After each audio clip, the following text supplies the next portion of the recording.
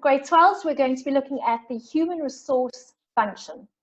Now, with the human resource function, 10 tasks that a human resource manager does, okay? But this is only one part of an HR manager's job, and that is the recruitment and getting new people, getting the right people in the business.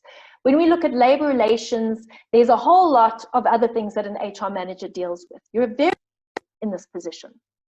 So we're looking at 10 functions. I've put a bit of an acronym together to try and help you remember it in a systematic way, because I have seen in an exam where they've given you one or two and you've got to fill in the rest and talk about the rest of those steps that the HR manager has to take. So that Mrs. Carr pays Ian really terrible employee rates. Now the Mrs. M stands for Manpower Planning, R stands for Recruitment, S stands for Selection. Your CAR is contracts, pays is placement, Ian induction, really remuneration, T training, employee evaluation, rates is retention. Now I put acronyms together because I get little pictures in my mind and then I'm able to remember the steps in a fun way. So in my exam, what I would do is I would write out, as I get the exam, when I'm allowed to write, I write Mrs. Carr pays Ian really terrible rates. And even if I don't use it, when I get to that question, I think, yes, I know these steps. Get into them, let's just understand some of the HR challenges that you're going to have as a manager. Now with COVID, the Fuel Retailers Association has said that there has been an 80 to 90% drop in fuel sales from April 2020 to April 2019. So that has a big impact on you as an HR manager in the industry. You are probably looking at a retrenchment strategy. You are trying to get a leaner department. You're going to have to look at cutting costs because your sales is not there. Talent, retaining and attracting the right talent, the right people within a business is extremely difficult. And that's why your HR recruit someone has got 10 steps in. It's a long process to get the right person. And when you get that right person, you need to try and retain that person. The industry dynamics is the industry, petrol industry is changing, exchange rates change, legalities around that. As an HR manager, you need to be on top of all of those things. Is again a challenge, maintaining a gender balance and multicultural workforce, especially in South Africa if you want to get your BBBEE and your employment equity points. And then as HR manager, it's creating a suitable work environment. And we're going to go through that also when you get into Labour Relations Act and grievance, things like that. Let's get into it. Right, manpower planning. As an HR manager, you need to understand your skills gap within your business. What is the skills that I'm needing and what do I have at the moment? Manpower planning is also to understand in your departments, how many people do I need? What skills do I need in the department and what is the time frame? And you would do a table to assess that. So let's have a look in your petrol station.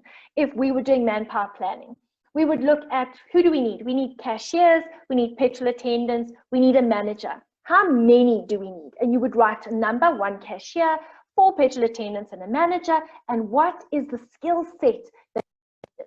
Well, the cashier needs to have numeracy skills, communication skills, they're dealing with customers, they need to be friendly, they need to be, have a good track record with regards to money and finance, so that you would then specify.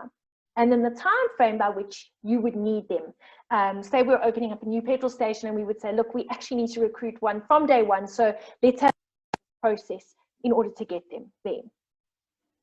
Under manpower planning, before you've even done manpower planning, you need to understand your job analysis. You need to understand the different jobs that these people are doing. And that's divided into a job description, which you must have for your people, and I'll tell you why, and job specification. A job description, say, as the employer as well as the employee, I need a job description. I need to know what you are expecting me to do in your shop as a cashier. So you would need to be very specific in terms of what is the job requirements. And you would list, sometimes it's 2 pages long, in terms of what are your requirements as a cashier in my petrol station. Specification is where an HR manager gets quite specific with the qualifications that is needed and the skills and experience. And that comes into play when we are doing our screening of our CVs, is you would then whittle down your applicants based on job spec. Okay, so job analysis has job description, describing the job, and jobs. It's your specification, it's your qualifications.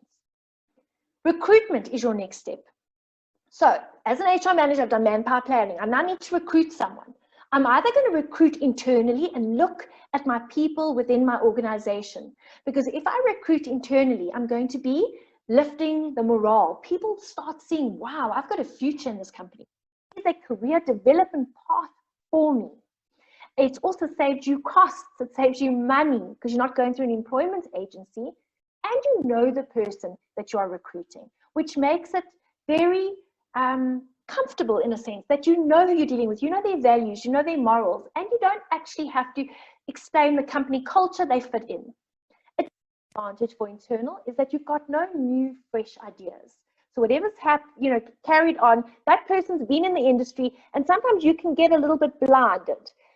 You've always done this way, and this is the only way I've done it, where a new person can bring in new ideas. So that's a disadvantage for internal. External is that you are bringing in fresh new ideas. Someone is coming in, new broom sweeps clean, and that is so true. Employment equity targets could be met. So now you've got an opportunity to hire someone of color, affirmative action, your BBBEE. So there already you're starting to be able to tick some other boxes. And there's no infighting when there is a new person. There's not the same two people are going for the job and they don't get it, and the one person feels upset about it and is a little bit grumbly. So no infighting because it's a new person and you've got to kind of work with a new person. The disadvantage of external would be costs. It's expensive to hire someone. They don't know the company culture, and you need time. You need to give people time. And selection. Now selection, I've put a whole lot of little pictures there. Selection is a whole process that you're going to do. So now this selection process is, remember, before you can go external, you must ask internally. You must let people know that there's a vacancy internally, otherwise you're going to get into trouble. There's a legality, you have to ask internally, and there you can justify to say there was no one internal suitable for the job, they did not have the correct specifications, now we're going to look externally. So what normally happens, internal and external, is that you would ask for CVs. So there would be either an employment agency that's asking for your CV, or you're going to go online, or there is an internal. So everybody sends through CVs. As an HR manager, you're going to then have, so you get 50 CVs in. You then have to have criteria by which you're going to be sifting through the CVs. So here you could be looking at your job specification. I'm looking for 3 years experience. I'm looking for a management, and those are the 2 criteria that I'm looking for. Everybody else falls away. And then you're left with 5 CVs. You're then going to shortlist the person even further. And you could be looking at your BBBE stats if you're wanting employment equity, whatever the case might be. Once you have whittled it down, normally it's between 2 or 3 people, we're going to start phoning for references and doing credit checks and criminal checks. Once you've done that, you are then going to bring in the candidate for an interview. Now, interviews can be just with the HR manager. In my experience, I've had HR manager, I then meet my manager in a second interview, and the third interview is meeting the CEO. Once that interview takes place, you might be down to 2 people. That, if it's you're able to, you could do a test.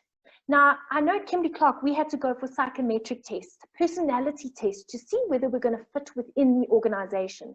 So you could do psychometric tests, very expensive to do, but very worthwhile, because you really understanding or a feel for that person. If it is for a cashier in a petrol station, I'm going to want to see if they can do a bank reconciliation. So I'm going to actually give them a work sample test.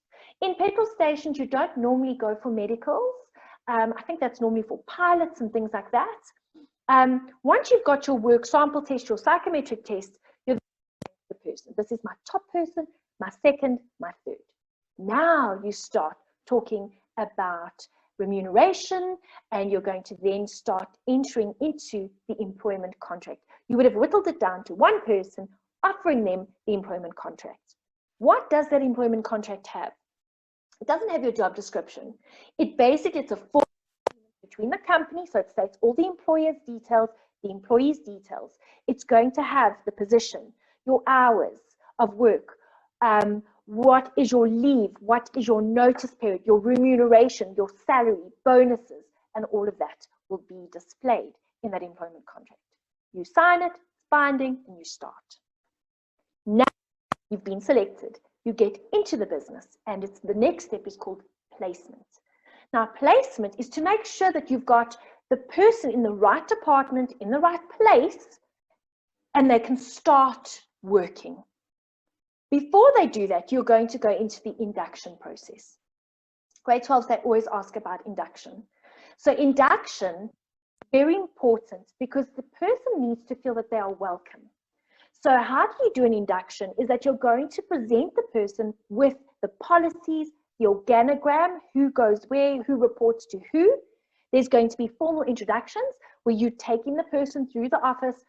Here is the canteen, here is the finance department, here is the marketing department, and you're going to be introducing this person. Normally, you would give that person a mentor, and that person knows for that week or so that any questions, this is your person that you can go and talk to and get a tour of the business. It's important to do this induction. It reduces stress for the new person. You feel a bit comfortable, and you're starting to incorporate into the culture of the company. The next step is your remuneration. You have to get paid. And there are two ways in which you're going to be getting paid. But before we get into that, just have an understanding of what the national minimum NMW in South Africa. It is 20 Rand 76 per hour. And I've just pulled some information for you for current affairs that you could always bring into a paper too if you get an HR question. So the Department of Energy employment numbers for 2018-2019 showed that forecourt attendants earn a minimum of 1,313 Rand and 55 cents per week. So it's about 5,200 a month. Or 29 Rand 19 per hour. So they're going above minimum wage, while cashiers earn slightly more of 1,382 Rand 40 per week. Just to give you an idea of that, close to the minimum wage level. So with your remuneration, there is two ways in which you're going to be paid: costs plus benefits, or a cost to company. Most companies do a cost to company, where they say to you, here is the lump cost to company for the year that we're going to pay you. These, you've got medical aid that you've got to pay, we've got car allowances, etc., etc. You structure your salary according to what you want, because some people want fancier cars, and they would then structure more for a car allowance. So cost to company is generally, from a head office in your petrol stations, is generally what they would be offering. With your petrol attendants, they would probably be getting cashiers, I would assume, would be getting paid a monthly salary. Now, with your cost plus benefits, here they give you a basic salary. They say, this is your basic salary. Here are some benefits that we offer. Now, the problem with a cost plus benefit, if you do not take the benefit, you lose that monetary value. So, for example, if you don't need a travel allowance because you live down the road, you lose that. So they gave you 500 Rand travel allowance. You do not get that travel allowance over and above. Whereas a cost to company, they could say to you, we normally give a travel allowance of 500 Rand, but you can structure it the way you want to structure it. So a cost plus benefit is really beneficial if you take all the benefits. Remember your deductions on your salary slip. You're going to be paying UIF 1% of your salary. You're also going to be contributing, some companies offer as fringe benefits, a pension fund and a medical aid. You will be paying a portion of that pension fund and that medical aid. So that's deducted off your salary and you get your salary, your net salary out. Training is your next step for HR. Now, training is something very important that you've got to do as an HR manager. You need to understand what your skills gap is, and we've spoken about that. Once you know your skills gap, you're then going to have a look at resources. So you're either going to look externally, that these people need to be trained. I'm going to look at a CETA accredited course and I'm going to send them on training, or we're going to do internal training depending on what your capabilities are within the business. You're then going to set up a training program. You're going to implement it and evaluate it to see if it was successful.